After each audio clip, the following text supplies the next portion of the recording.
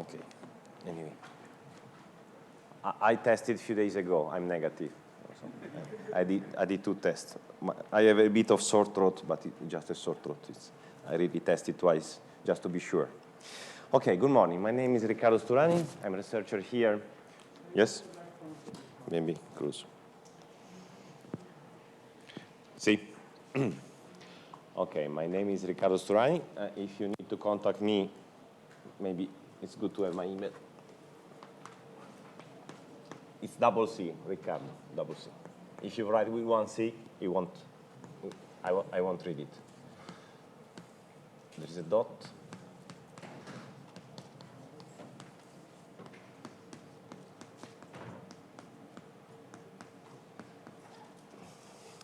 Okay. I work mostly in the area of gravitational waves, interfacing to field theory and astronomy. And I guess you all heard a little bit about gravitational waves in the last few years, because there's been a major revolution in physics. But before we start with the physics, I'm curious. Shall I close the door? I'm curious about your origin. Okay. Do you mind? I'll make a very quick poll. So this is supposed to be Latin American school. So hopefully not all of you are Brazilians. So let's see, how many of you, raise your hands, come from, say, all the way from Mexico to Panama, say Mexico, Caribe, Panama? No, not your passport nationality, your university. Oh, just one. Okay, we put 1 here. What, sorry, just out of curiosity, which university? UNAM is in Mexico, Mexico City. Yeah. Okay, good, welcome. Oh, too bad, only one. So all the Mexico, Caribe, Cuba, Panama, only one. Fine. I guess in Mexico you mostly go to the US rather than to the south. Okay, so let's say Colombia and Venezuela. Colombia, oh, good. 1, 2, 3, 4, 5, 6. Colombia, let's say how many Venezuela? No, just Colombia, I guess. Yes, was understandable. Then let's say Ecuador, Peru, Bolivia. Ah, good. 1, 2, 3, 4, 5, 6. No, you're just. Ecuador, Bolivia. And then who is left here? Chile. Let's say Chile alone. Oh, good. 6, 7, 8, 9, 10. 10 from Chile.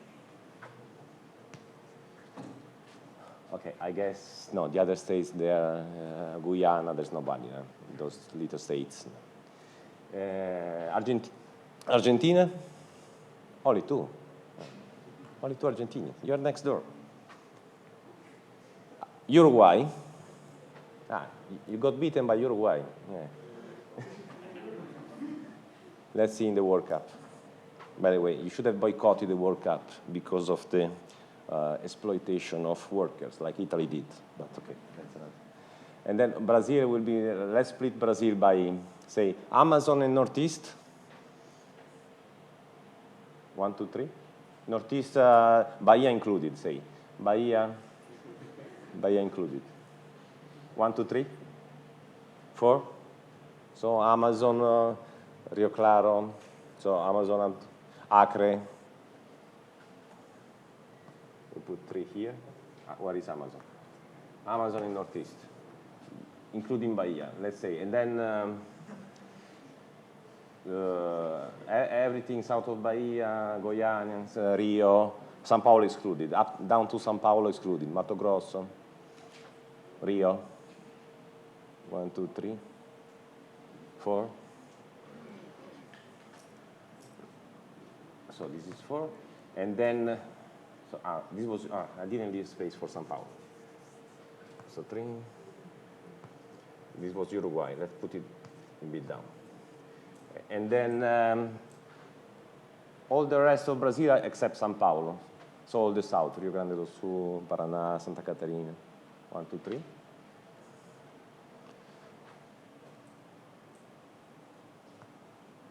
And then São Paulo State, of course. Okay, basically half.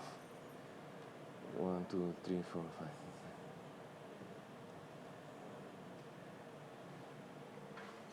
Okay. São Paulo wins, but by a narrow margin over Chile. Okay. Good. Did I miss any? Is there anybody who is not in this? Everybody belongs to one of these already. Okay. And just out of curiosity, among you in São Paulo, how many from the interior? I mean, outside São Paulo city? Okay, good. So it's diverse. It's not only Brazilian, it's not only São Paulo. Very good. Very good. So before, I assume you know nothing about general relativity, because you're supposed to be in your master level. So let me give a very broad overview of what we're talking about, order of magnitudes. So of course, general relativity and when we talk about the general relativity in gravitational wave astronomy, we are talking about large distances. So, so to get an idea what the distances we are talking about, so the kilometer doesn't help. So we are here on the Earth. There is the Sun. So there are a few other planets. You have 8 planets. When I was your age, there were 9 planets. Now there were 8. One has been downgraded. And what is the typical scale? Sun-Earth distance. Order of 10 to the, what do I write here? 10 to the 150 million kilometers. It's 10 to the 8, okay? And if I want to look at the size of the solar system, then I have to multiply roughly by a factor of 10, 20, 30-ish. So we get to billion. No, sorry. It's 150 million kilometers, so it's 150, 10 to the 11 meters. Yes, yes. 10 to the 11 meters. It's 150 million kilometers. This is the astronomical unit. And if you want to go to the size of the solar system, then you get to the billion of kilometers, tens of billions of kilometers, okay? And then as soon as you get out of the solar system, you start talking about kilometers. Kilometers is no longer good for addressing astrophysical distances. So outside the solar system, and of course, talking about gravitational waves, we have to go outside the solar system. We talk about parsec and megaparsec. What is the definition of the parsec? I'm going to tell you right now. It was just a rhetorical question. Okay. So if this is the Sun, you know the Earth goes around the Sun. By the way, the Earth is round. Yeah. And so this is 1.5, 10 to the 11 meters. And then this is, say, winter. This is summer. And if you look at something with a parallax of 1 second, suppose there is a distant star, whose position changed between summer and winter by, say, 2 arc seconds, because 1 on this side, 1 on that side, then this distance, by definition, is 1 megaparsec. Sorry, 1 parsec. Okay, this is the definition of the parsec. The distance of an object which is seen with the parallax of 1 second, or 2 seconds if you make a 6-month excursion. Okay. By the way, you know who first realized that you should see the parallax of the distant stars? So it was Galileo. Galileo, he went to the Inquisition, of course, no, because he wanted to promote his theory of the planets going around the sun. And the Inquisition was not made by Talibans who didn't want to hear any. They were actually the finest astronomers. They were probably, mathematically, they were even better than Galileo himself, but they didn't know the physics. And so when Galileo said, oh, but look, there is the parallax, no? The parallax is very simple. Just pick a point on the screen, on the roof, wherever, and just with both your eyes open, put your right finger on the point, so for instance, and look in the projector. And then close alternatively one eye or the other eye. You see, if you pointed your finger looking at the distant point and not at the finger, you will see that by closing one eye and the other alternatively, your finger will change position. That's the parallax, no? Because you're looking with one eye and the other eye. You're always looking at the distant stars, and the object which is in between is changing position.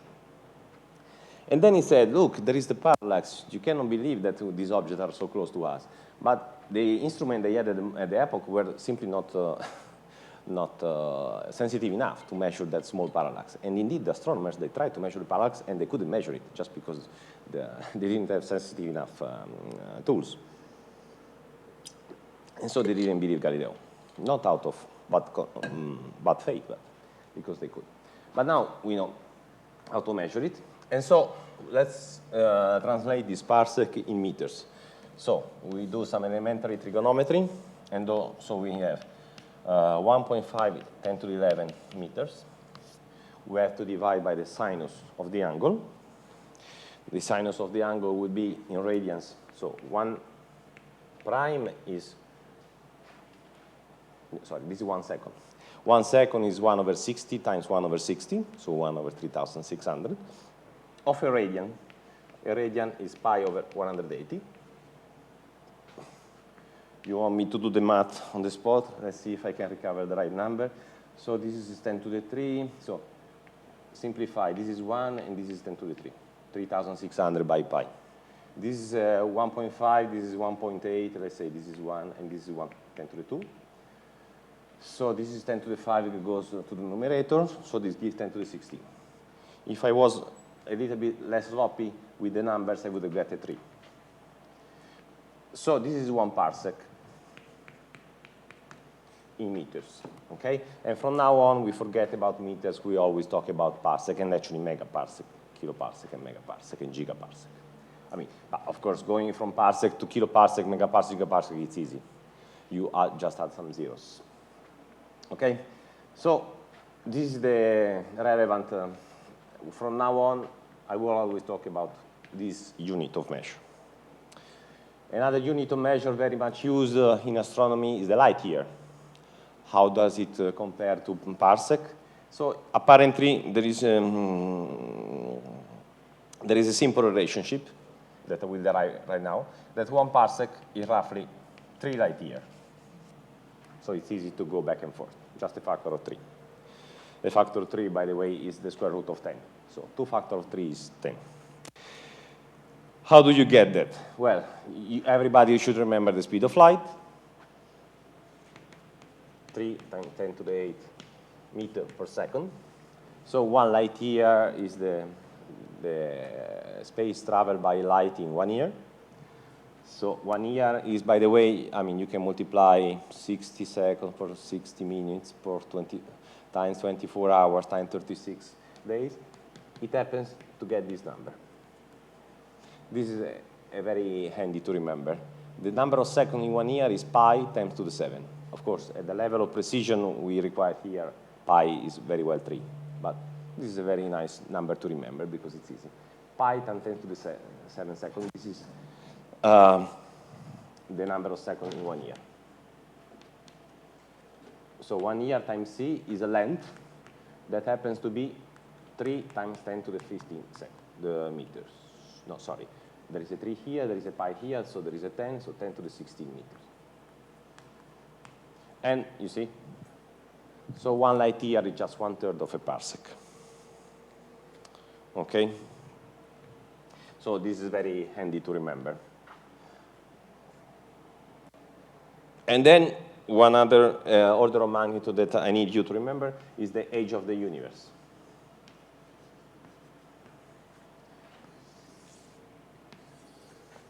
I mean, of course, you know, cosmology may be very complicated. Every now and then you might hear on the news about new measures of the age of the universe, but you know, the order of magnitude never changed in the last 20 years, despite cosmology underwent a major revolution in the last 25 years.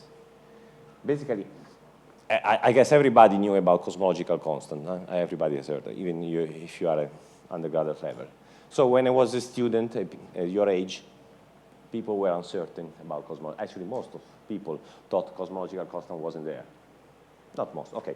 It was fair, I mean, it was a debate, and people claiming that cosmological constant wasn't there were not considered as flat earther, was considered a possible opportunity. I was among them. I lost a pizza in a bet, but okay. Okay, the age of the universe. How do we get to the age of the universe? You remember what is the key number, the key observation that sets the order of magnitude of the age of the universe? There is one key observation that is it's 100 years old. I mean, you must have heard about it. It's on the news, you know. It's the Hubble relationship. You know? So we know that we are in a galaxy. So our solar system in a galaxy, you know, it's a tiny, tiny little piece of 10 to the 9 kilometers inside one of the spirals of our galaxy. And if you look at nearby galaxies, then I will tell you what is the scale. We know we are moving apart, okay? And for nearby galaxies, for galaxies up to hundreds of megaparsec, I will come to the scale later, it's fair to say that the velocity of recession of galaxy is linear with the distance, okay? So if I have a galaxy which is distance from us of 1 megaparsec, then the velocity of recession is x. If the galaxy is 10 megaparsec away, then the velocity of recession is 10 times that. Does any of you know this magic number that is the velocity of recession of nearby galaxy per megaparsec? This is also an easy number to remember. It's good. So this is not the age of the universe. The velocity of recession per megaparsec is the Hubble constant. As you see, in physics unit, this is inverse of time, okay? Because it's kilometer per second divided by megaparsec. But these are kind of funny units that mirror the fact how it is measured. It's the velocity of recession divided by the distance of the other galaxy, okay? This is why, because this is roughly constant for distances up to a few hundred megaparsec, okay? So, by the way, we are in the Milky Way, of course, and there is our nearby galaxy, Andromeda, which is a bit less than 1 megaparsec. So you can take 1 megaparsec as the proxy for the typical distance to nearby galaxies, to the next galaxy. So if you have a galaxy here, on average, the next one will be a 1 megaparsec. And so the typical recession velocity, cosmological recession velocity will be of this order. Actually, this is not true for Andromeda because we are bound together. So, you know, here the measure of the recession velocity is much more complicated. So to really measure the cosmological recession velocity, you have to take two galaxies which are really not gravitationally bound together, okay? But I mean, this is the order of magnitude. Hubble constant. No? You cannot forget Hubble constant. No, it's all over the news, Hubble. This is the recession velocity as we measure today. There is some error, of course. There is even discrepancies because different way to measure it, they gave slightly different values. One give values 73-ish, the other give values 67-ish. And this is a big problem nowadays. Again, when I was a student, I could very well put in my exercise 100 and who cares? 100 plus or minus 50, and that was enough. But now, no. Now 73 and 76, they do matter, and it's really a big problem. But anyway, for the order of magnitude, it doesn't matter. So this is the recession velocity per megaparsec. How do I get a time from this? Suppose now I observe several galaxies. This is the distance to the nearby galaxy, and this is the cosmological recession velocity. You see? I get this linear relationship, varied up to a few hundred megaparsec. And from the slope of this linear relationship, I get this number. This number immediately translates to a time. No? The inverse of this number translates to a time. I just have to convert megaparsec in kilometer, and I get it. Let's do it. So 1 megaparsec, we just learned it. It's mega, so it's 3 times 10 to the 22 meter.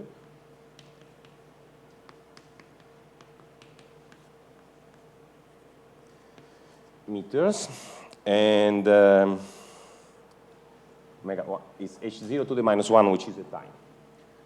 So I get megaparsec divided by 7 times 10 to the 4 meter by second. Okay? This is h0 to the minus 1. So this is let's convert second to years. 1 year is 10 to the 7 second.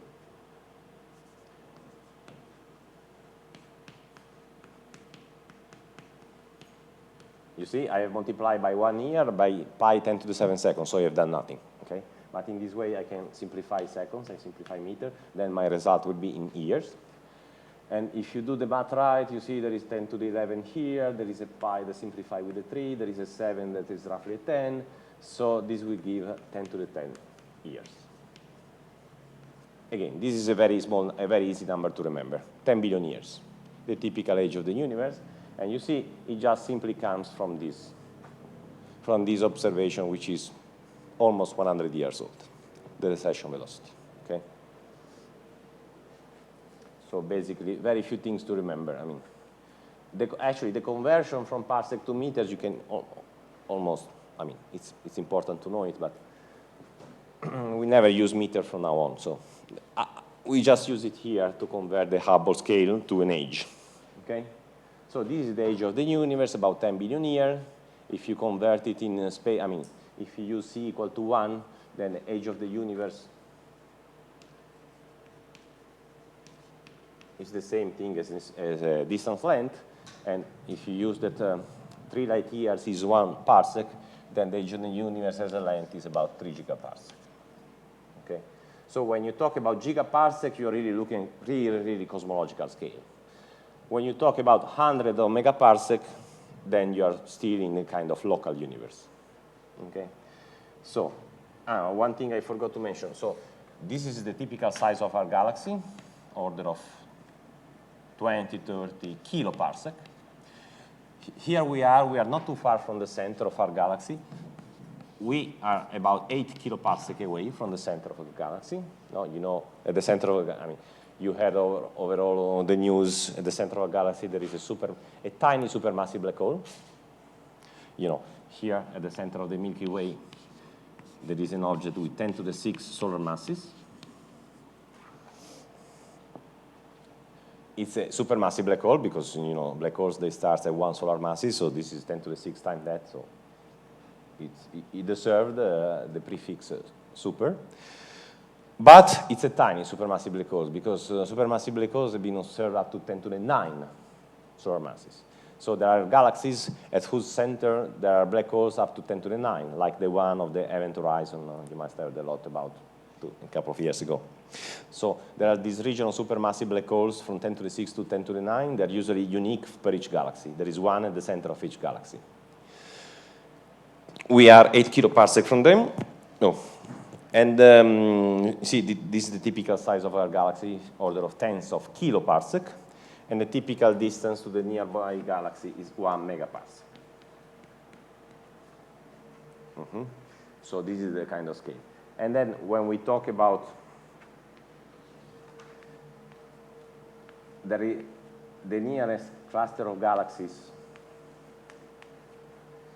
which are gravitationally bound together from us is 20 megaparsec. This is the Virgo cluster. And then beyond the 20 megaparsec, you start to lose the granularity. There's not one galaxy here, one galaxy there. Between 20 megaparsecs, you can consider that basically the universe is kind of homogeneous, and you have some average density of galaxies of 1 galaxy per megaparsec cube, roughly. Okay, but up to 20 megaparsecs, you see the granularity, and then you see. And then again, few hundred megaparsec, you can kind of forget cosmological effect. When you get to the gigaparsec, then cosmological effects are important. And for instance, you see deviation from this straight line, and a lot of stuff happen. But this mini course is not about cosmology. But I just want to put things into context. Okay? Yes, if you do the computation right here, you get actually 13 billion years. But okay, this 1.3, the 30% mismatch was way beyond the accuracy of my computation. Okay. Another important scale. What is the mass of our galaxy? So, for sure, must be more than 10 to the 6 because there is a 10 to the 6 supermassive black hole in the center. So that's a lower bound. But actually, the mass is much more than that. The mass of the Milky Way is estimating around 10 to the 12 solar masses. You might, okay, there is another mini course about dark matter. I will not talk about dark matter. You may say, oh, but this is luminosity matter or dark matter. Well, for order of magnitude, it doesn't matter too much. Let's take this number for the level of accuracy I require here, okay? So you see the mass in our galaxy is 10 to the 12, 1 million of solar masses. And again, if you want to convert to standard units like grams, one solar mass is 2 times 10 to the 33 grams. But again, this will be the last time I use grams, because they're a little use on astronomical. We rather talk about solar masses.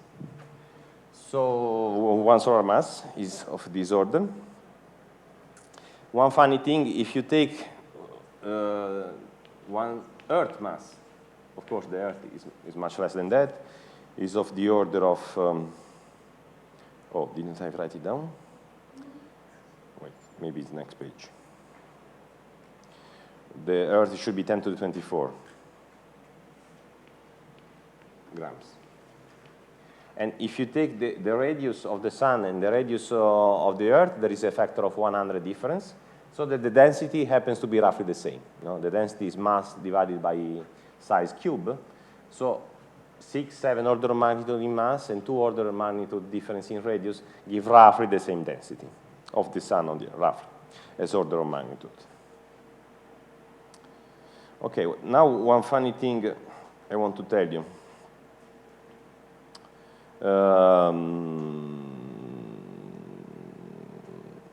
Yes, one funny thing I want to tell you. Look at this, the density of galaxies. No? As I told you, this is one galaxy every megaparsec, say. If you travel 1 megaparsec, boom, you hit another galaxy, and then again. So if you carve out a cube of 1 megaparsec on average, you get 1 galaxy. This is not quite true because, for instance, our galaxy has several satellite galaxies within 1 megaparsec, but they are satellite because they are small, so basically they don't change this order of magnitude for the total mass. So look at this. I found it interesting. So the typical density of a cube of universe of 1 megaparsec is 10 to the 12 solar masses divided by 1 megaparsec cube. This is 1 megaparsec cube, and this is 10 to the 12 solar masses. And then if you do the computation right, then you see this is 22, 44, 66, then you get a 10 to the minus 23, 10 to the minus 22-ish. 7.4, 10 to the minus 23 grams over cubic meters. Of course, this is a very small number. No? The universe is mostly empty. So if you take one galaxy, the average density. But you can do something else now. Let's use the fact that G Newton, what are the dimensions of G Newton? I like to use the units in which the speed of light is equal to 1. Okay? So we have that dimension-wise. This is true, no? A mass, which is also as energy, because I use the speed of light is equal to 1. And this is an energy too, okay? G m squared divided by r is an energy, potential energy. And this is an energy, because mc squared is an energy, but I forget about c. Okay? So the unit of G are length divided by mass. Okay?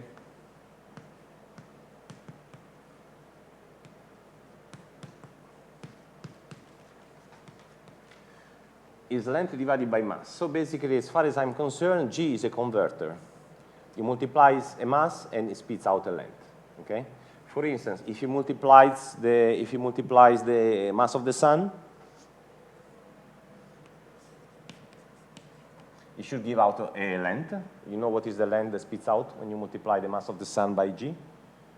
It's very simple to remember. It's 1 kilometer. So G is a unit converter between length and mass. Okay? So whenever you, in a formula, you hit solar masses, then you can convert to kilometers if you have the appropriate powers of G's. So, but then if you convert lengths to masses or masses to lengths, then you can also convert time to masses and time to length. So let's get, if I do this, h0 squared. H0, you remember, was H0 to the -1 was the time. H0 squared is 1 over time squared. I divided by G. this is a density. You may ask, what density? Well, I define this dimensioning is a density. I define this density as h0 squared divided by g. Yeah, you see, this is 1 over time square. This is g is length divided by mass, so the mass goes up. This gives me mass divided by length times square. But time is equal to space, so this is mass divided by length cube. Okay? So let's do the following. Let's plug in the values of h naught, which is 10 to the 10 years, but let's go back to second. Okay? Second square, and then let's let's put the conversion of G. G is a converter. I put G 10 to the 33 grams, and I put 1 kilometer, and I'm fine. This is a kind of 1 in G. G is 10 to the 33, G is 1 kilometer divided by 10 to the 33 grams because of this. And then I had to throw in enough speed of light to adjust the units. Okay? Here I have 2 seconds squared, so I have to put a 1 over c squared. Here I can convert to meters. Okay? So c squared is meter squared divided by second squared. The second constant is giving me grams over meter squared. If I put for the c squared 3 10 to the 8 meter per second squared. Okay? So just with one measure, with one cosmological measure, h naught, the Hubble constant, I can figure out what is the density associated to that. And surprise, surprise, this gives me roughly the same order of magnitude. That means that basically the kind of homogeneous fluid, the building, I mean, there are a lot of assumptions here. I mean, I haven't demonstrated that the universe can be described as homogeneous fluid and so on, but I mean, if you take this, if you buy this picture in which I have kind of homogeneous fluid that eventually clumped into galaxies, basically this picture roughly matches. Every megaparsec cube there is a clump of one galaxy. So every megaparsec cube plop, matter collapses into an object of 10 to the 12 solar masses, and this is the typical density that you would get. Of course, the density in the galaxy is much higher because the galaxy is 50 kiloparsec, is not 1 megaparsec. I'm using the density, the average density of the block of space that has been, that was occupied by the matter of the galaxy that eventually collapsed to 50 kiloparsec. Then you get this density. And if you just translate dimensionally the age of the universe into a density with the help of G Newton, you get roughly the same order of magnitude. So this is the typical density, average density of the universe, which is very small, of course, because the universe is mostly empty. Yes? You have used the units, you have used G as length to mass converter. Yes. The units that C equals to 1, but when doing the calculations, you actually plug in the value of C. Well, no, yeah, sure. No, very good question. Because I want to get gram over centimeter, at the end, gram over centimeter cube. If I'm happy with measuring the density in second to the minus 2, I would be happy here. It's just that at the end of the day, I want to recover, honest units of the lab. So this is the trick when you put C equal to 1. You can do your theoretical computation, but if you want to get a number that you want to compare with the density of water, for instance, the density of water is not second to the minus 2, it's 1 gram per centimeter cube. So you want to go back this. What I'm going to tell you, what I told you is that there is a simple, foolproof way to get back to standard lab units. We just reintroduce as many lengths and times as you need to get the right thing. But of course, a theoretician will be very happy with this number too. It's just that then if you go to an experimentalist and you say, oh, I found that the density is second to the minus 2, it will punch you in the face, and it will be right. Okay?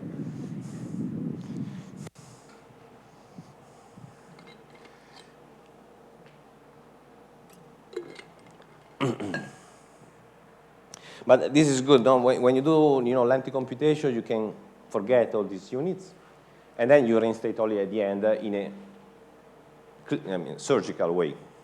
And doing this computation and keeping track of the right exponent of all the C factors is bothering. Okay. Okay. And then if you want to have fun, I prepare another couple of order of magnitude estimates. What is the typical, this, you know, we are here in our Milky Way, and this galaxy is rotating, no? Of course. It's in technical terms, it's called, it's virialized, no? There is a gravitational equilibrium. So the object rotates, and that's why we are not falling to the center of the galaxy, because we are rotating. What is the typical time?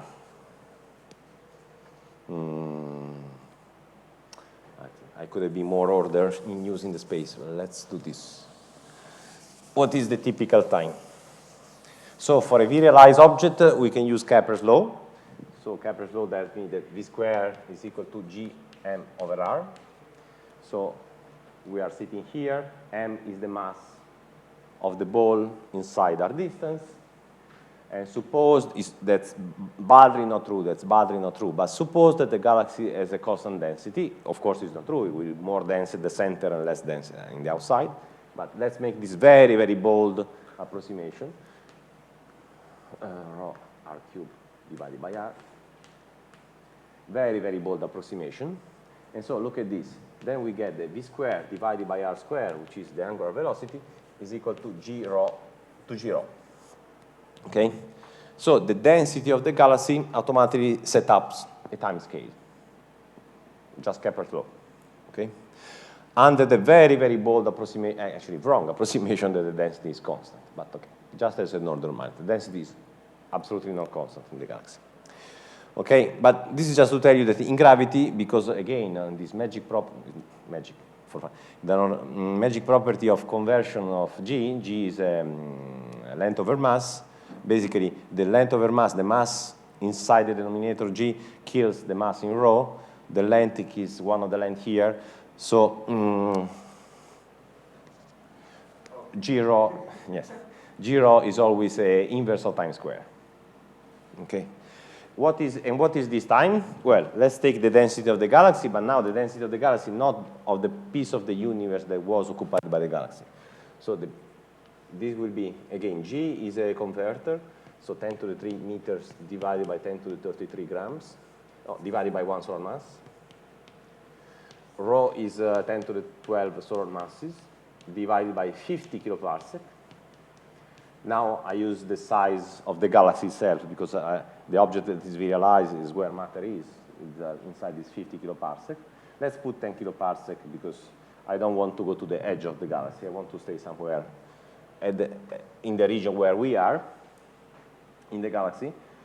So kiloparsec, you can convert it to meters. So here m sun and m sun simplifies. So this gives 10 to the 3, 10 to the 15. Here I get 10 kiloparsec is 3 times 3 times 10 to the 20 meters cube, and then I add 1 meter from here. And if you do the computation right, you get something like 10 to the minus 28 second to the minus 2. Okay? And so you can convert this to a time scale, which is 10 to the minus 14 seconds. You can convert to the years, and then you get this. Yes, because I have to put some factor of speed of light. I put c squared here, and then I get the time scale. Yes? Which is the frame of reference that you are using? Because it depends in a velocity of the velocity. I come here, sorry. Which is the frame of reference that you are using? Yeah, I'm using just the density of the galaxy of where the actual stuff of the galaxy is, you see? The stuff of the galaxy is within, say, 10 kiloparsec. And so, okay, I'm cheating a little bit because I put 10 to the 12 solar masses all inside 10 kiloparsec, but okay. If you want, you can put 50 kiloparsec and then you change a couple of order of magnitude. But then you take the square root, you only get 1 order of magnitude wrong. Okay. So I get that the typical time scale, omega to the minus 1, is for the order of 10 to the 7 years. Okay? So this is of the order of the typical time scale inside the galaxy, so which is much less than the age of the universe, as it should be, but not, you know, it's 4 order, it's not 20 order of magnitude, it's 3, 4 order of magnitude. Okay? This is the time scale of the motion inside the galaxy that you can get from this object. Okay. But again, here I did a big jump, no? In assuming that rho is constant and rho is not. But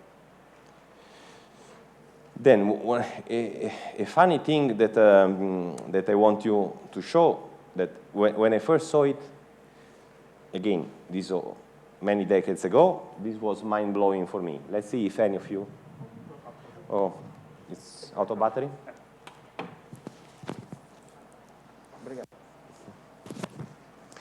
Okay, yeah, the camera wasn't following me anymore. Okay, so I got to the typical time scale of the typical kind of rotation inside the galaxy by taking the density of the galaxy, of the matter inside the galaxy, which is much larger than 10 to the 12 over megaparsec, because the stuff in the galaxy is confined within few tenths of kiloparsec. And now I want to make a big leap, introduce h bar. So in astronomy, you may think that h bar is something microscopic and it never matters.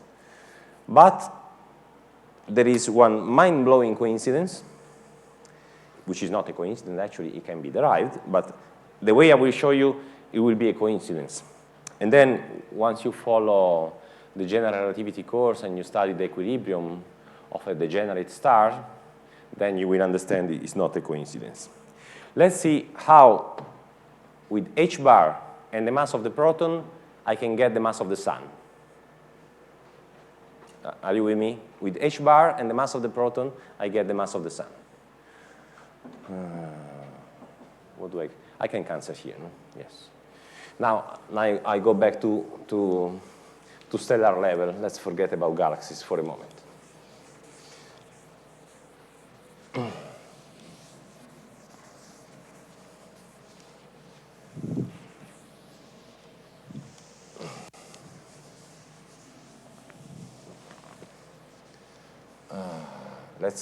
The megaparsec, do we need it? Okay, I have it in my notes if I need. Let's forget the megaparsec as well. Okay. So we need to use a measure of h bar. We need some units for h bar. The units I prefer for h bar is this one. 200 MeV per Fermi. So the electron volt is a unit of energy, so it's also units of mass. And this is a length. H is an angular momentum, so is mass, time velocity, but velocity has no units, times distance. Okay? So it's okay. H as the right unit. Energy times length. It's an angular momentum. Okay? Forgetting speeds. And then the mass of the proton, which is the order of 1 GeV. It's a bit less, 940. The mass of the, it's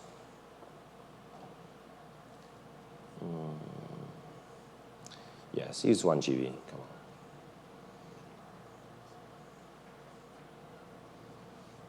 on. Okay. I have written somewhere, but I cannot find it now. But it's 1 GeV, I'm pretty sure. Okay.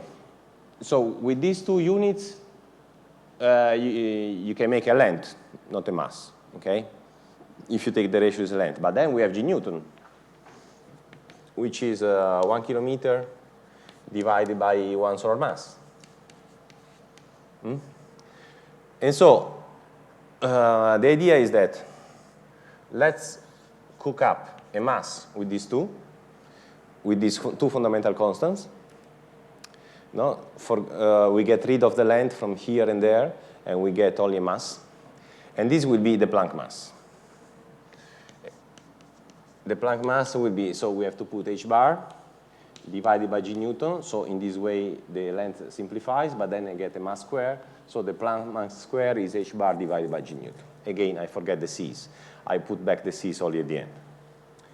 And then I'm going to show you that m Planck divided by m proton to the upper power, like this, is equal to the mass of the sun. So this looks like numerology, but it's not. It's a fact. It actually can be demonstrated that there is a theory behind this that tells you that an object similar to the sun, not quite the sun, has a mass similar to the sun, and its mass is only determined by the mass of the proton and by fundamental constants. I'm not going to derive it. I'm just going to show you the numerical coincidence. But before I can show the numerical coincidence, we need some more conversion, because here we have the mass of the sun, which we know how to convert to grams, but we don't know how to convert to electron volt yet. So let's do the conversion to electron volt.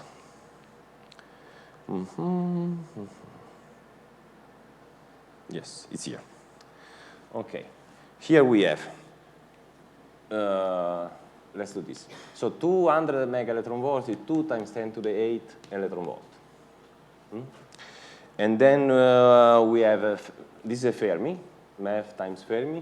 So here we have 10 to the minus 15 meters. And then here we have, as we know, the sun is, the G Newton is 10 to the 3 meters. And here we have 10 to the 33 grams. So we have grams times electron volt. We have to convert one to the other. What do? We have the conversion of electron volt to grams, which is 1 electron volt is equal to 1.8. Let me write it there. 1.8 10 to the minus 33 grams is equal to 1 electron volt.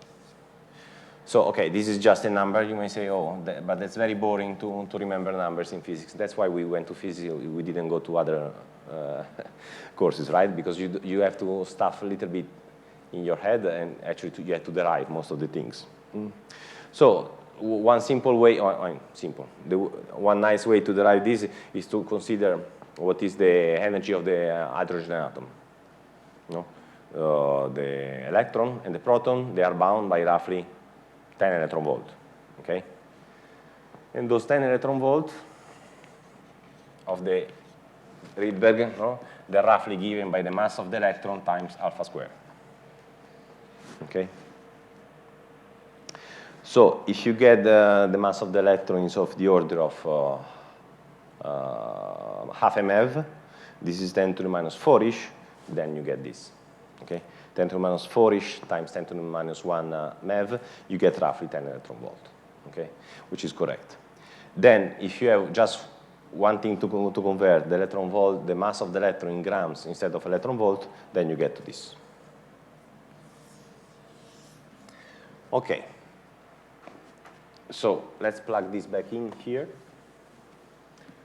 So I multiply here by, I want to get at the end the mass in grams. So I multiply here by 1 gram and divide by, I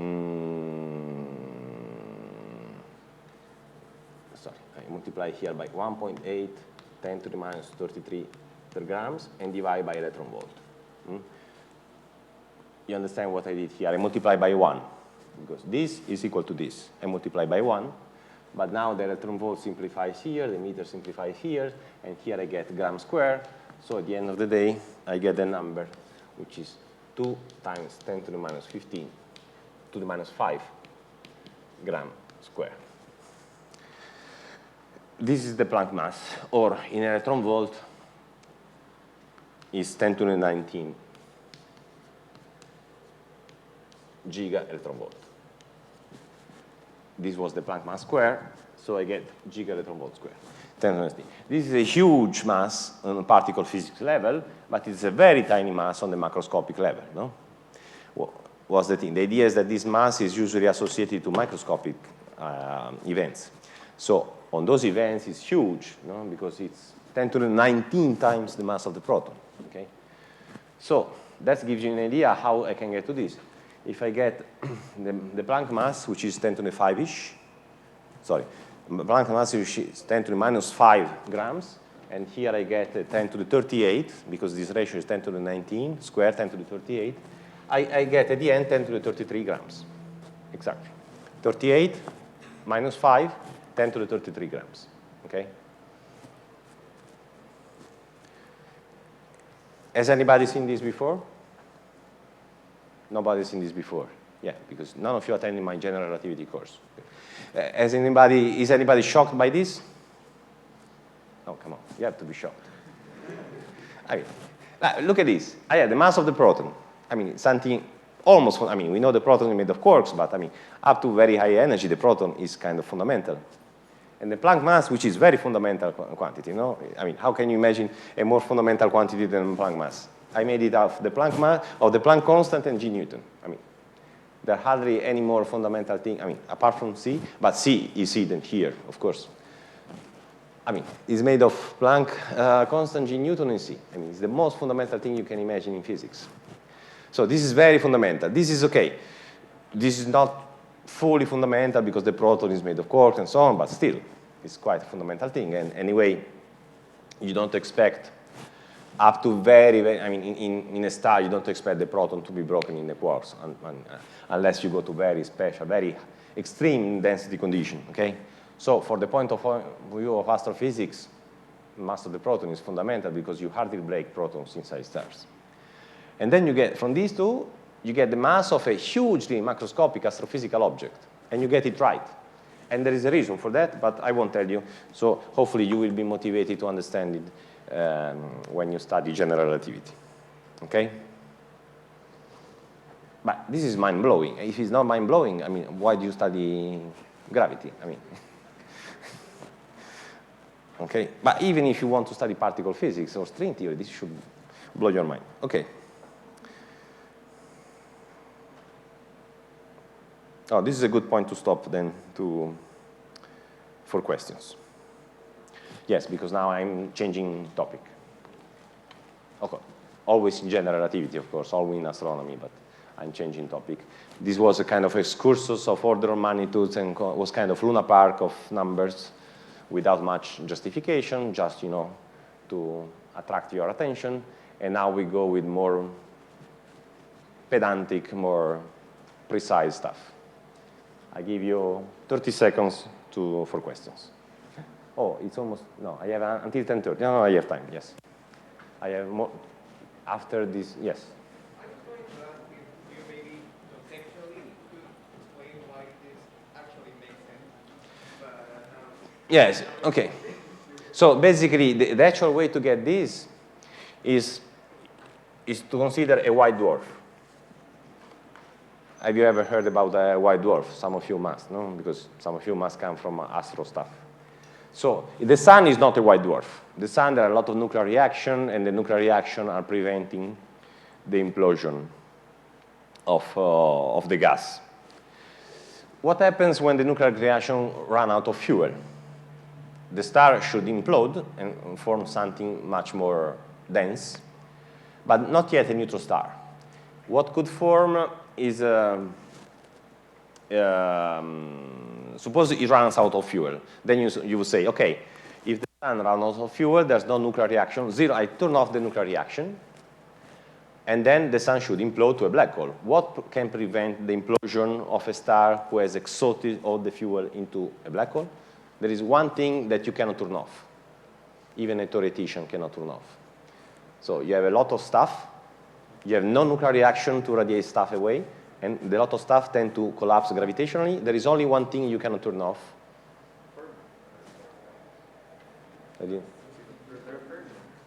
They are fermions, okay? They cannot collapse to the same position and the same momentum, okay? They cannot collapse to the center and with P equal to 0, okay? They cannot, because they are fermions. We are all made of fermions, luckily. And so what happens is that in the first case, if the density is not too much, so you have proton and neutrons that stays separate, if the pressure is not, but the electrons are all there around. Of course, there's not a sea of electron and a sea of proton and neutron. It's all mixed, but just for the picture. So who you think will give the most of the pressure, the proton, the neutrons, or the electrons? So the pressure is due to the kinetic motion, okay? So if you try to squeeze a heavy object, it will let itself squeeze. If you try to squeeze a light object, it will start pushing all over, okay?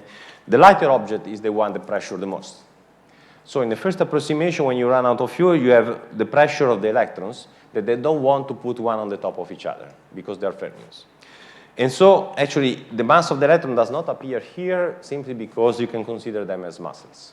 You can check that they have typical kinetic energy, that they have much, for typical masses that you're considering, the typical kinetic energy that they have much larger than their mass. And so they will start, pushing all over, and they will sustain the star with their, it's called quantum degeneracy pressure. The fact that they don't want to be compressed to the same position in the phase space will kick them all around and will give them pressure. The proton and neutrons, so you can forget because they are over 1 times heavier, so their pressure, their contribution to the pressure is negligible. So their degeneracy pressure, made of essentially massless object, their degeneracy pressure will be proportional to h bar. This is the degeneracy pressure. If we have to compensate the gravitational pressure, that will be roughly Gm over Gm over r square is a force, Gm over r4 is a pressure. Okay? To compensate these, and you see the mass, it will be given by protons and neutrons. The number of protons and neutrons will be roughly the same of electron, no? Because you start with a neutral object. So at the end of the day, you don't get something, you get the total mass only in terms of the constituent mass of the protons that sustain the gravitational pressure. And the only thing that enters into the degeneracy pressure is h bar. It's not the mass of the electron because it's relativistic. So basically here in M Planck, you get the h bar from the degeneracy pressure. And here in mass of the proton, it's basically what is left over from the gravitational pull. And if you do the things right, these are the only 2 things that matter. The mass of the proton that makes the gravitational pull, and the h bar that makes the degeneracy pressure. And for the equilibrium condition, R is not an independent quantity. R can be expressed as a function of the total mass and of h bar. And so what you get at the end for the equilibrium condition, you get a total mass, which is completely determined by the only parameter that sets the degeneracy pressure, which is h bar, and the only parameter that sets the mass, the gravitational pull, which is the mass of the proton or the neutron, is the same. I mean, for this simplified model, one can assume that you only have protons and mass of the proton. Okay. So this is the idea that gives you for the white dwarf. Of course, this is not a model for a sun, which is much more complicated, where you have nuclear reaction and so on, but this gives the right order of magnitude for the white dwarf. And you can actually work it out. And actually, yes, in many courses of general relativity, this goes under the solution of a differential equation which has a name, because it's very famous. It's the Tolman-Oppenheimer-Volkoff equation. Of course, you can apply this equation to many different situations. You can apply the situation in which the electrons are eaten by the neutrons, eaten by the protons, and you get a neutron star, so you get slightly different conditions. But the typical mass that you get is always that. White dwarf, neutron stars, they are all in the ballpark of 1 solar masses. Black holes, no, because in black holes, you don't have this equilibrium anymore. In black holes, if you stuff how much matter you want, in a black hole, it accepts it. I mean, it doesn't complain. There's no degeneracy pressure in a black hole, so you can have black holes up to 10 to the 6, 10 to the 9, because there's no degeneracy pressure to sustain. It's just pure stuff put together. More questions? Yes? Why this equation is exactly for the sun and just another, doesn't work for other stars? No, this is the, okay. The sun is basically at the low edge of the mass spectrum, okay? This white dwarf neutron star, they are also at the low edge of the mass spectrum. So this system applies actually to astrophysical objects which are sustained by degeneracy pressure, okay? And then it just happens that the low end of the mass spectrum of stars, they are in the same level, okay? So this reasoning, yeah, I cheated a little bit when I said I can get the mass of the sun through h bar and g Newton. What I can really get is the mass of objects which are sustained by degeneracy pressure, which happens to be the same as the low end of the star mass spectrum. Thanks. I give you 10 seconds, and then I move to the next topic.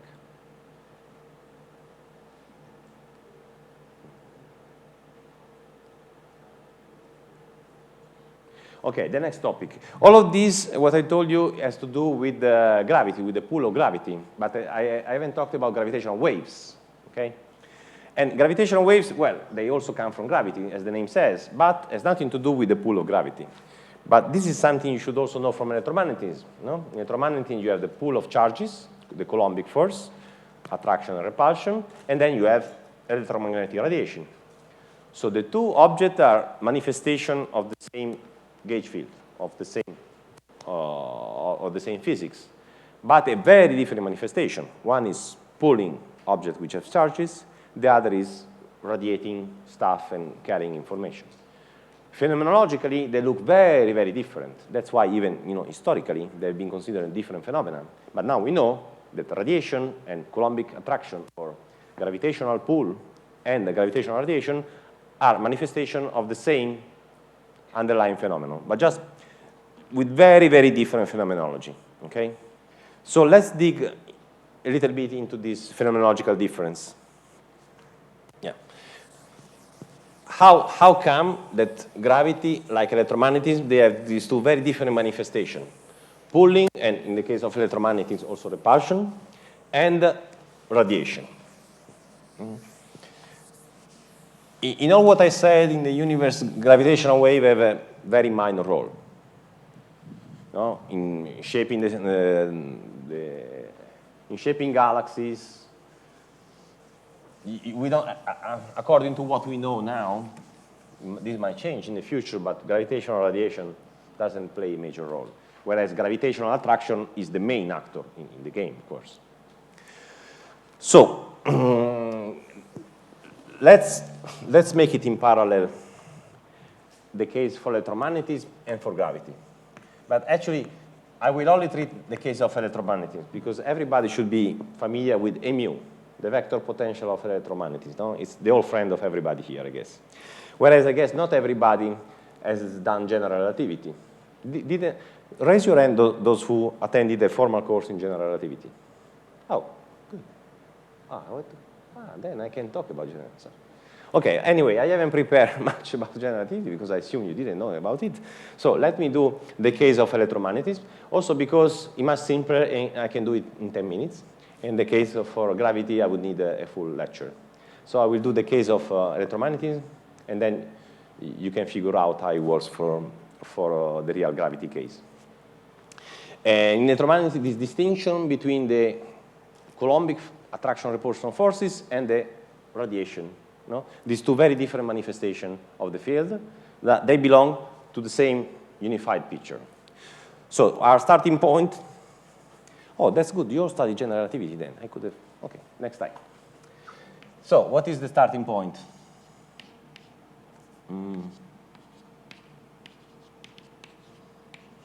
There is a 4 pi, yes. Okay. Since you study general relativity, even more you study electromagnetism, I guess. No? So none of you should be worried about the Maxwell equation of written in relativistic form. Okay? So in non-relativistic form, we know divergence of E is equal to 4 pi rho. That is basically the zero equation of this vector equation. Then we have the two homogeneous equations.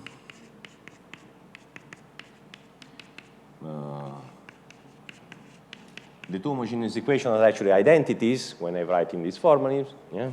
And then I have the other non-homogeneous equation. I even remember the C. Okay. So you see, this is 3 equations, this is 1 equation, they are all in here. This is 3 equations, this is 1 equation, they are identities in these formulas. Where, of course, with F mu, I mean the curl of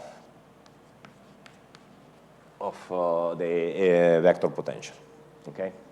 So if anybody is uneasy with the Maxwell equation in this form, speak out now, or you are uneasy with this equation. You are easy with this. Okay, so exercise for you. I won't do it now. So verify that d nu f nu 0 equal to 4 pi g0 is equivalent to this with this definition. And of course, I have to tell you who are E and B. E is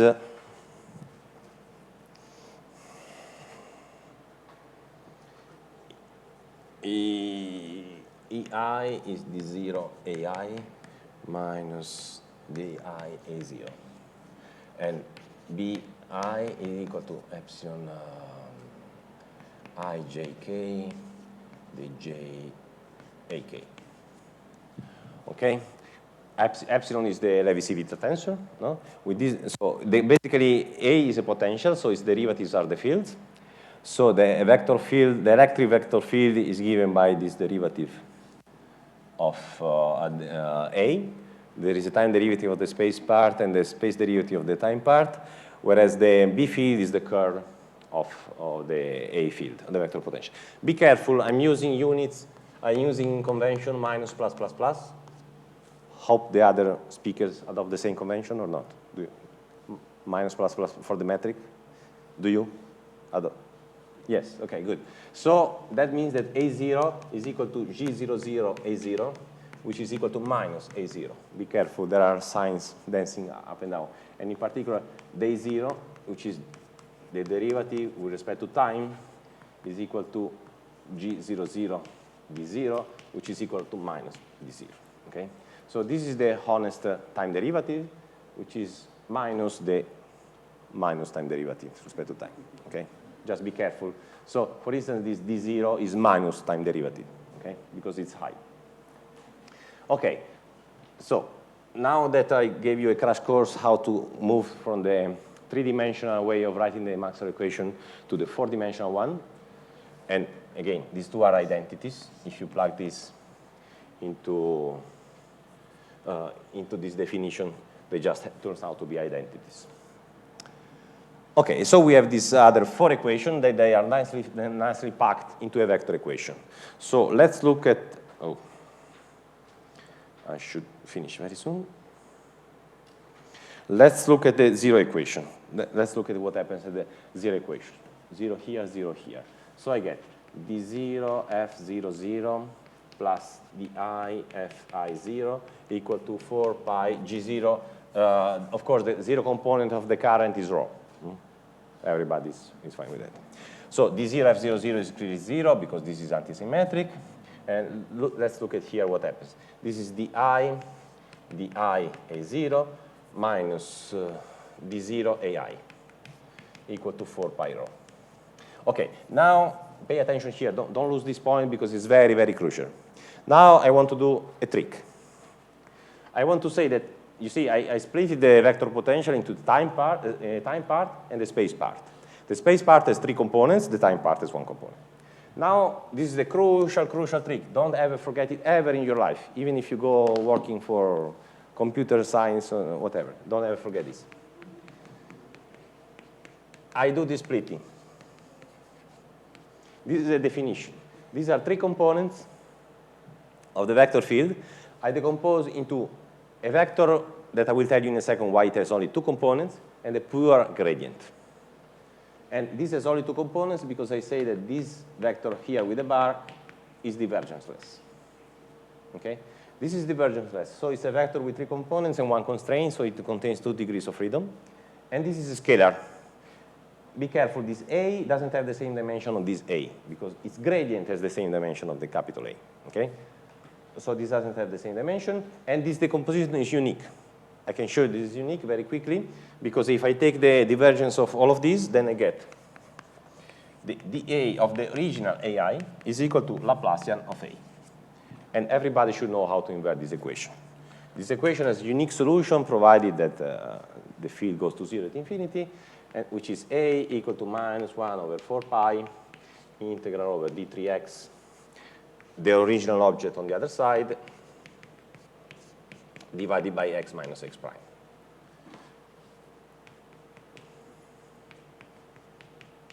Okay? So nobody should be scandalized by the use of the green function to solve the Poisson equation. Okay? I use the green function to solve the Poisson equation. Basically, I brought down the Laplacian here in the denominator, and this boils down. So one very important point.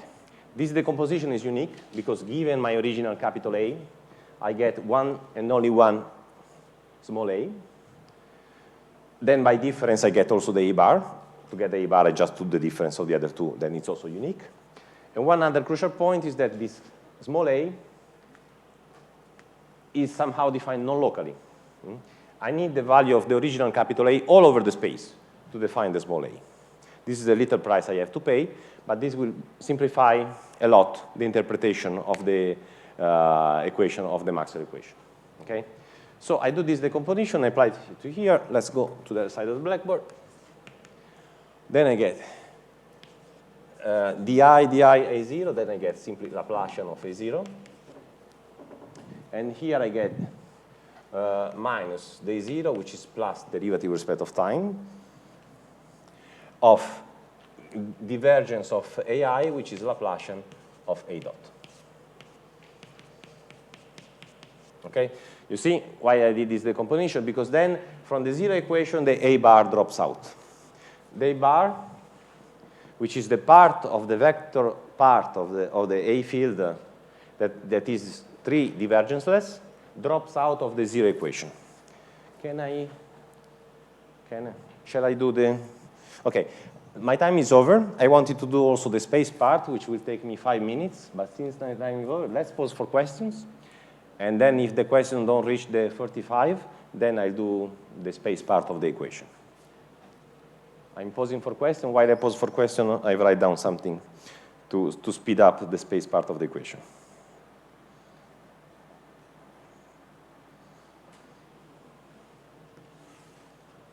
Yeah, you can ask.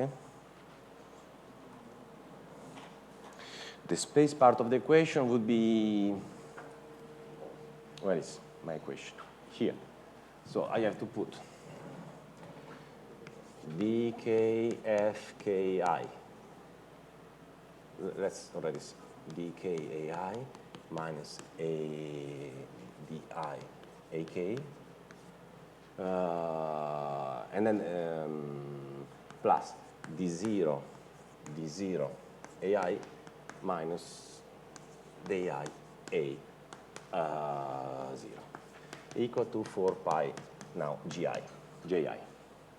So since you have been shy in asking questions, I steal 5 minutes from the question time to derive the space part of the Maxwell equation, split it in this way, where I split the original 4 vector field into a A0, a small a, and the A bar. Okay, see, this is, you see, no? I take the kk, and then the 0, 0, 0, 0. So kk ai here gives me Laplacian of A bar I plus Laplacian of di a, because this vector part has both a divergenceless part and the pure gradient part. And then here I get dk ak, then it survives only the Laplacian of di a, because this ak is the gradient of small a. The gradient of small a, here it becomes Laplacian of small a. Here there is a di, and here simplifies. And that's it. And then there is this other piece. d0, this is minus 2 time derivative. You remember, 0 low, 0 high, I get a minus. And then there is also a minus di a with 2 time derivatives, because ai has both the a bar and the small a. And then there is a minus d0 a0 di a0 dot, equal to 4 pi. But since I did this decomposition into a pure gradient and a divergenceless part, I have to do it on the right-hand side as well. And then I get ji plus di j. You see, this is very famous. This is the composition. You find it in standard book. It's called scalar vector tensor decomposition. Here I don't need the tensor decomposition because I'm with the electromagnetic field. I can stop 2 vectors. If I want to apply this decomposition, I have to introduce also the tensor decomposition for gravity. And look at this equation. Now let's separate this equation into 2 pieces. divergenceless part and the pure divergence. So here I get Laplacian of AI, and I take it. This cancel, minus A double dot AI, and I took it. This is a poor gradient, so I put it on another line. Then I get minus the I, A double dot, plus A0 dot. And I've done with the left-hand side, and then on the right-hand side I have 4 pi j bar and 4 pi j. Okay? I split this equation into the divergenceless part and the pure divergence. Okay? You see, I put the pure divergence with a minus outside, and I hit also the right-hand side.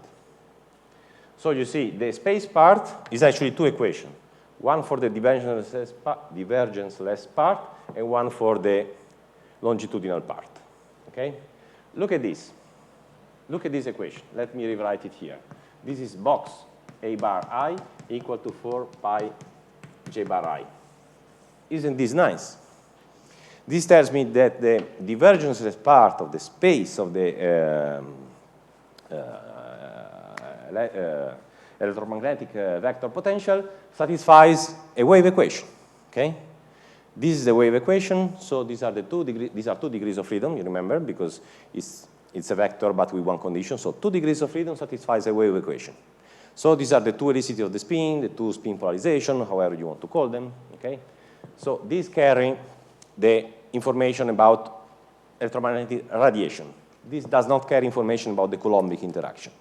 This is all to do with the electromagnetic radiation. It goes with the speed of light, and is sourced by the transverse part of the source. Here I get another equation, which is A double dot, let me put a minus di in front, A double dot plus A0 dot equal to minus 4 pi j, the longitudinal part of the equation. And look at that. It looks strangely similar to that. So this is the I part longitudinal of the Maxwell equation. And that was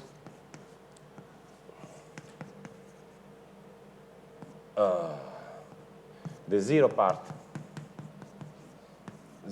of the Maxwell equation. Look at this. Let me change the order. So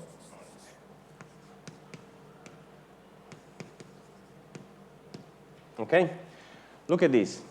They look very similar, no? Except that here I have 2 space derivative, here I have 1 space and 1 time. But the nice thing is that the peculiar thing is that they involve the same quantity, A0 plus A dot, or A0 plus A double dot. So look at this. I have 4 equations. 2 equations are for these 2 degrees of freedom, and the other 2 equations are for the same degrees of freedom, for the same combination. This, in principle, can be very bad. How can you have 2 equations for the same degrees of freedom? Either they are the same equation, or there's something wrong in the theory. Okay? How can I see that they're actually the same equation? Well, let me take a Laplacian here and a time derivative here. Then if I take a Laplacian here, I get minus Laplacian of A0 dot plus A double dot equal to minus 4 pi dij. Sorry, Laplacian of j, because here the gradient was hitting here too. Okay? Sorry, the minus was hitting here too, so this is a plus. And if I take a time derivative here, I get Laplacian of A0 dot plus A double dot equal to 4 pi rho. You see? So this equation that came from the zero part of the Maxwell equation, after I hit with an extra time derivative, becomes this. And this equation that came from the longitudinal part of this, can you all read here? There is a dot in the middle. Yes, you're right. Thanks. So you can read. And this equation that came from the longitudinal part of the space part of the Maxwell equation is that clearly these 2 members are opposite. So I sum the 2, and then I get 4 pi Laplacian of j plus rho dot is equal to 0. No, 4 pi. Okay? So these 2 equations are compatible only as long as I have the continuity equation of the source. If the source is conserved, as it should be, then these 2 equations are the same, and then I'm fine. So that tells me that out of the 4 Maxwell equations, Okay? It's a vector equation. It has 4 components. It has only 3 of them as physical content. Okay? Two equations parameterize the degrees of freedom which are radiative, that propagate with the speed of light. Where it says that they propagate with the speed of light? Here, because it's Laplacian minus 2 time derivatives. So the solution must be a function of f of t minus r. Here it says that they propagate with the speed of light. These other objects do not propagate the speed of light. There is this other field, I don't know how, A0 plus A dot. This is another field which does not propagate with the speed of light. It doesn't fulfill a box equation. It doesn't fulfill a D'Alembert equation. This is responsible for the Coulombic interaction. Okay. What happens to the 4 degrees of freedom? So you have 2 degrees of freedom propagating with the speed of light, carrying photons around, carrying electromagnetic radiation around. 1 degree of freedom, which is the longitudinal piece plus A0, that are responsible for a Coulombic interaction, and I see it here, because you see, I obtained them just as inverting the Laplacian with respect to rho. This is just the standard potential sourced by a charge rho, by a density of charge rho. What about the 4th equation? How comes the 2 equations, they boil down to the same information? Why don't I have a 4 equation, but only 3? You see the apparent puzzle, no? I have 4 equations for the vector potential. 2 tells me that there is a propagating degree of freedom with the speed of light, with 2 helicities. The other 2 equations are actually the same equation, telling me that there is a part of a combination of the vector potential that, satisfies a Poisson equation that is responsible for the Coulombic field. So out of the 4 degrees of freedom, I'm left out only with 3 physical. 1 non-radiative, Coulombic, and 2 radiative. What happens to the 4 degrees of freedom? Why don't I have an equation for the 4 degrees of freedom? So, for instance, the 4 degrees of freedom, which is A0 minus A dot. A0 minus A small dot. What happens to it? Yeah? Nobody can guess it?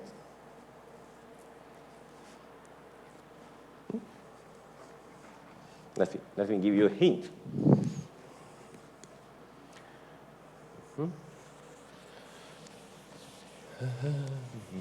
So this f mu is, if I send a mu to a mu prime equal to a mu plus d mu lambda for whatever lambda scalar, what happens to f mu?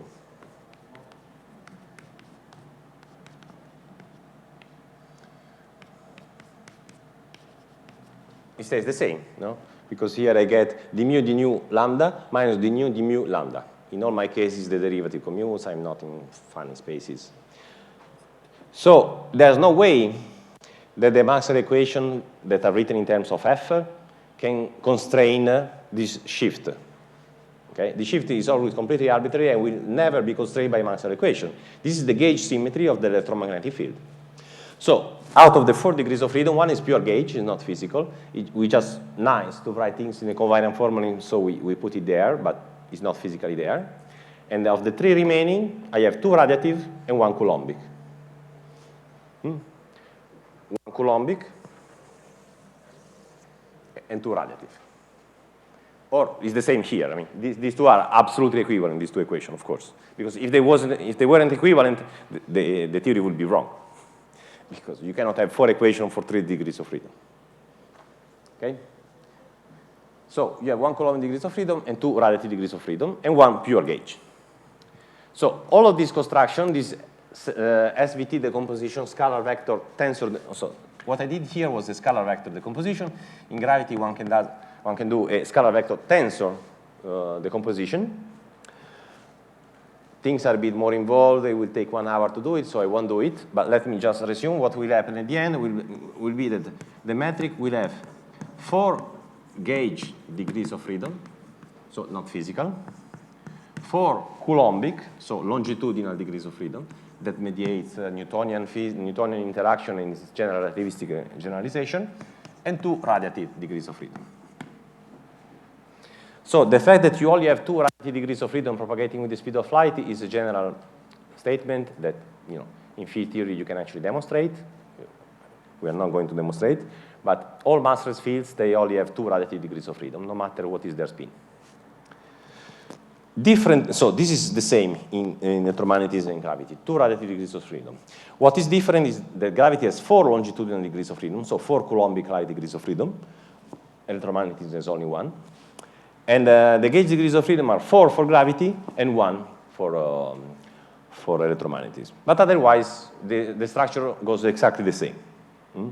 So these 4 longitudinal degrees of freedom are the ones which are relevant for gravitational collapse, for what binds us to Earth and everything.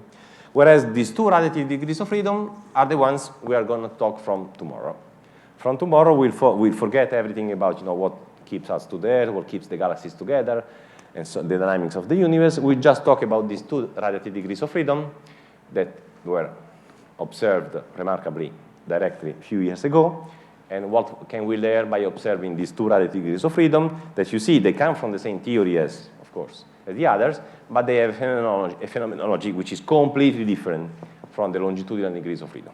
By the way, Einstein didn't realize it first. So when he first wrote the Einstein equation in gauge fixed form, the linearized Einstein equation in gauge fixed form, he got to something like a box of h mu equal to source. And then he says, oh, then we must have 10 degrees of freedom, but it didn't sound right. He immediately realized it didn't sound right. But it took some time for him to disentangle this separation in degrees of freedom. Actually, Weil was basically the only person, Weil and the other, Eddington. Weil, Eddington, and Einstein were basically the first 3 to understand. Weil and Eddington were the first 2 to understand general relativity beside Einstein. And Weil immediately understood this separation in degrees of freedom, that only were propagating with the speed of light. And then you will find something that he wrote saying that when people were puzzled by these 10 degrees of freedom propagating with the speed of light, and when only Weil and Einstein understood it, he said, oh, come on, these people are dumb. They don't understand that there are 2 degrees of freedom propagating with the speed of light, whereas the other 8 propagate with the speed of thought.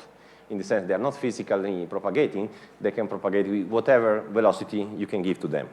So this is a famous sentence, you can even Google it, that attributed to Weil, that gravitational waves propagate with the speed of thought, was just mocking remark about those who didn't understand this separation. So these propagate with the speed of light, these other propagate with the speed of thought, in the sense that they don't propagate with any speed. You can associate. And once you associate a wrong velocity, you can associate whatever wrong velocity you want. Okay.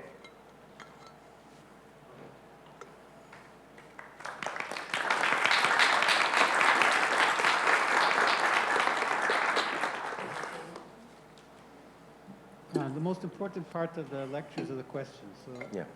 I'm sure there are lots of questions. But let's just start asking questions now, and you can ask more questions during the coffee break. Good morning. I want to ask why did you take the gauge Coulomb and not the Lorentz Coulomb? Why did you take the gauge Coulomb? Why did you take? No, I didn't take any gauge here. No. No. I didn't fix absolutely any gauge. No. That's the full point. Because if I fix the gauge, then I kill by hand this symmetry. I didn't fix it. Where did I fix the gauge? I didn't. Did anybody see me fixing the gauge? No. Look, this is a completely general equation, no? I don't fix any gauge. Yes. I just solve for all of the 4 degrees of freedom. It just comes out that the equation do not fix all of the 4. They fix only 3 degrees of freedom. And 1 degree of freedom is simply not fixed because the equation doesn't know about them. Because how can the equation fix something that does not appear in F? So this other degree of freedom is pure gauge. In the sense, it's not fixed by the equation of motion. It's completely free, and it's unphysical, so it should be free. Okay, thanks. I haven't fixed any gauge. So if I fix the gauge, I would have got to something like box A mu equal to 4 pi J mu. But this is gauge fixed. This is not electromagnetism. This is electromagnetism in a specific gauge, which is exactly what I didn't want to do. Okay? So let me cancel it right now, because I don't want you to remember this.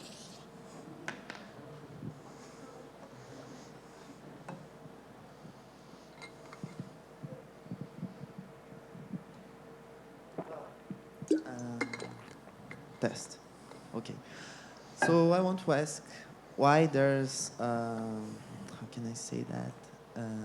An association with the, well, in electromagnetism, it's a spin 1 theory, and you have a vector potential, while in gravity, it's a spin 2 theory. So why the spin is associated with the tensor rank? Yes. Well, you should always study the quantum mechanics, right? Yes. know. No? Okay. So you don't know what the representation of the rotation group are, do you? Well, you can try. I don't know. Okay. So this is basic group theory, but group theory is a very technical thing. So once you start learning it, it's immediate. If you haven't learned it, then it's very technical. The fact is SO3 is the rotation group. It has, what is the first representation you can think of the SO3 group? It's a rotation matrices. Oh, that's rotation matrix, sorry. Okay. What is the dimension of that representation? It's 2. Oh, you're thinking of SU2 representation. That's hard. No, wait. So let's go back to something more. What is a vector? No, a vector is an element of the linear space that has to transform in an appropriate way. So what are the vectors that you can think of that transform under SO3? If I say SO3, you are fine, eh? Yes. SO3 is the rotation. So what is the first vector you can think of that is somehow transformed under the rotation group? It's the scalar, maybe. The scalar, very good, very good. So the scalar is a dimension 1 representation of the rotation group, because the scalar has 1 degree of freedom, and whatever you do, it stays the same, dimension 1 representation. So a scalar field phi is a very good representation of the rotation group. Very good, and it's a fundamental. Then, if I move on, is there a higher representation of the rotation group? Yeah, the vector. The vector is a dimension, It's 2. 3. There is a dimension 2, actually. There is a dimension 2, and is given by complex vector, the spinors, but they don't enter usually until you do quantum physics. You never see even dimension representation of SO3. So let's forget the even dimension representation of SO3. Let's focus on the odd dimension representation of SO3. So the phi is dimension 1. The vector is dimension 3, no? A vector in 3 spaces is dimension 3. Then, since I already told you to forget the even dimension representation because they have to do with quantum, then I get to 5. What is the 5-dimensional representation? It's a matrix. It's a matrix without a trace, no? A 3 by 3 matrix, symmetric 3 by 3 matrix would have 6. So 3 by 3 matrix would have 9 components. 6 for the symmetric part, 3 for the antisymmetric. It happens that the 3 antisymmetrics transform as a vector because they are 3. The trace transform as a scalar, and the 5 transform as a dimension 5 representation.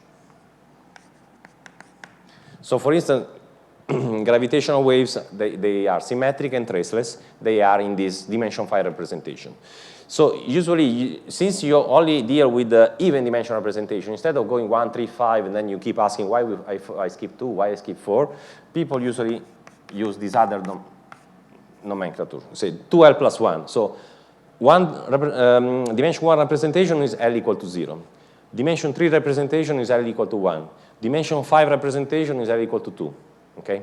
So in this way, you automatically skip the even representation, and you just go L equal to 0, L equal to 1, L equal to 2, and so on.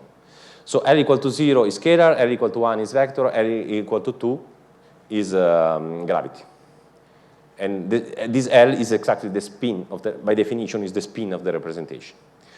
Again, this applies to odd dimension representation of SO3.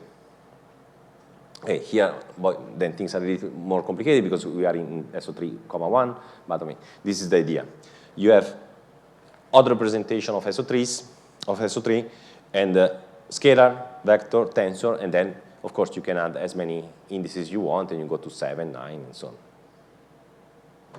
Okay, so basically, this is one of the first things you learn when you do quantum physics. Not quantum field theory, but just quantum physics. Otherwise, you don't understand anything about the spectrum of the hydrogen atom and so on. The spectrum of the hydrogen atom is basically you get it for free once you do just a little bit of group theory.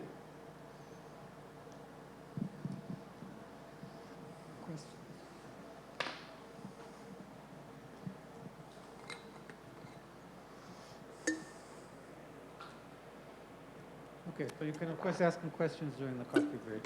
So we'll take a break now. So people who have not registered, please register now. So we'll start again at 11:15.